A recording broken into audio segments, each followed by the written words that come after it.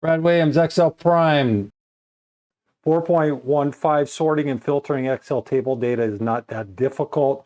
The secret here is sorting with the least significant data first and then to the most relevant data. Sort this data, go to the table, go to table design.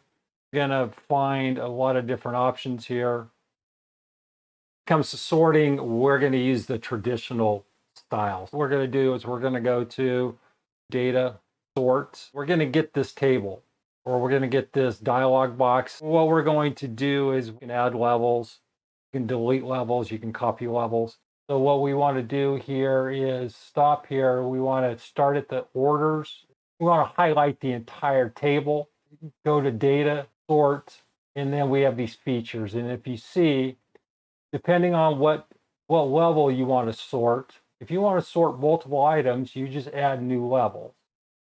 Sort by, if you want to sort by color first, and then by last month, and then you can change the cell value to whatever feature you want. You want A to Z, whatever works for you, whatever your sort features are, and then you just sort. You may run into errors. You're trying to sort something to its A to Z, go to Z to A, and how about largest to smallest? And we run into errors. All sort criteria must have a column or row specified. Check the selected sort criteria and try again. Now the error was caused from the order number here.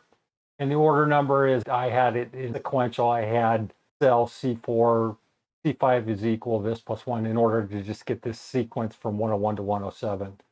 To sort this, we go to sort, and you're going to see the range that's highlighted. And let's say we want to sort items. We want to also sort by, oh, how about last month?